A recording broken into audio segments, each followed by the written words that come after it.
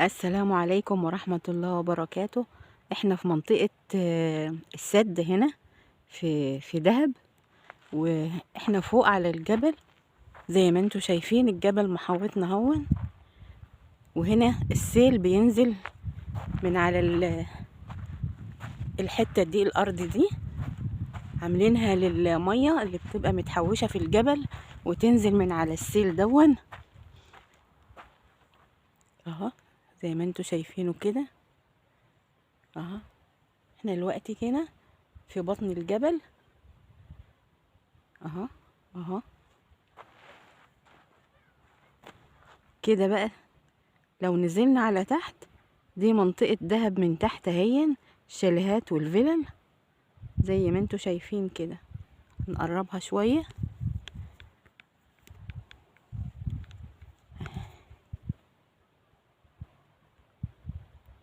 المنظر جميل جدا، خرافة خرافة خرافة قوي من هنا. جميل جميل جميل جدا، وراحة للأعصاب وهدوء.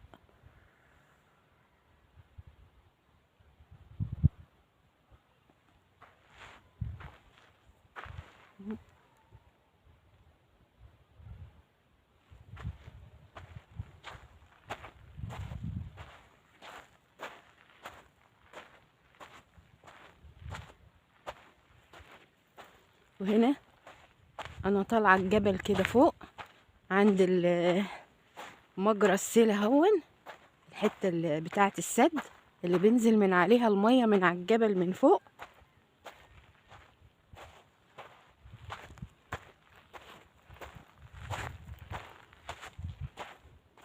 والارض هنا زي ما انتوا شايفينها كده، الارض حصى. وهنا المنطقة دي، الحتة دي زارعينها شجرة اهي اهي.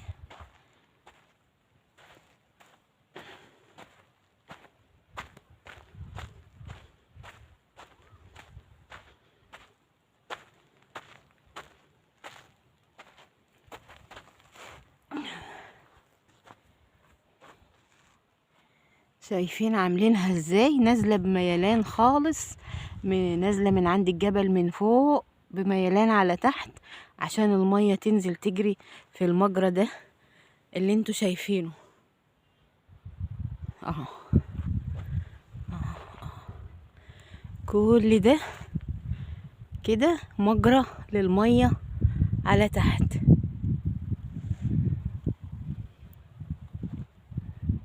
وهنا المدينة من تحت باينة هي كلها من فوق الجبل.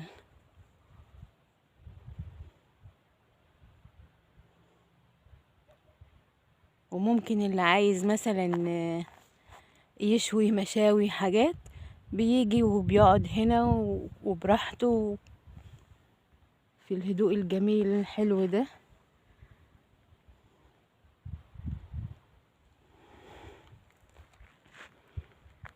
ودي برضو كانت لمحة بسيطة عن السد في دهب.